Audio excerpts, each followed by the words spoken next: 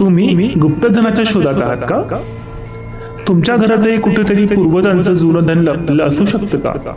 थांबा, ही कोणतीही अंधश्रद्धा नाही, तर प्राचीन वास्तुशास्त्रात दडलेले एक अत्यंत गूढ रहस्य आहे. 99% लोकांना त्यांच्या घरातली ती एक दिशा माहीतच नसते जिथे साक्षात भगवान कुबेरांचा आणि गुप्त ऊर्जेचा वास असतो. जर ती दिशा जागृत केली तर पैशांचा पाऊस पडू शकतो, तुम्ही धनवान होऊ शकता.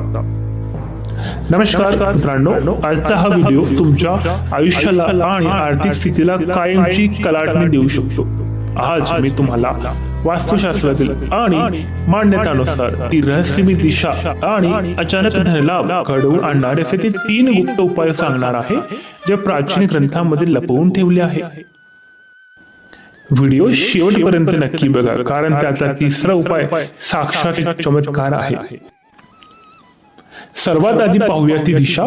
शास्त्रानुसार उत्तर ही कुबेरांची दिशा आहे, हे सगळ्यांनाच माहित आहे. पण जुनं किंवा गुप्तधन नेहमी घराच्या नैऋत्य दिशेशी जोडलेलं असतं असं म्हटलं जातं. या दिशेला पितरांचा आणि रहस्यमय ऊर्जेचा वास असतो.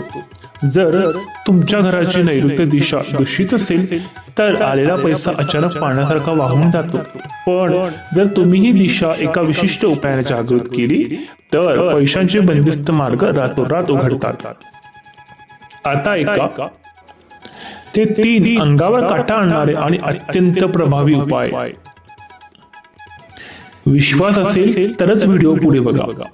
मित्रांनो, पहिला उपाय आहे एका लाल कपड्यात 5 गोमती चक्र आणि 3 पिवळ्या कवड्या बांधा आणि तुमच्या घरातील नैऋत्य कोपऱ्यात किंवा पैसे ठेवण्याच्या जागी लपवून ठेवा. हे साक्षात धनचुंबकासारखं खेचून घेतं.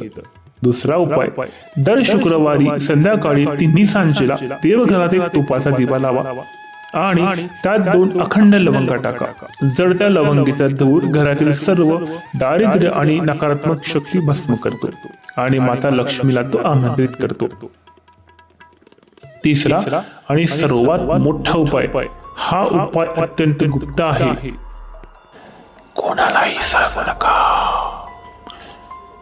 कोणालाही सांगू नका.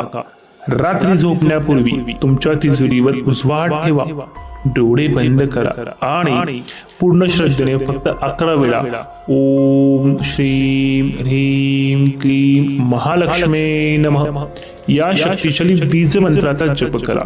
या मंत्राची कंपनं तुमच्या घरातील सुप्त ऊर्जेला जागृत करतात. हे उपाय अत्यंत श्रद्धेने करून बघा.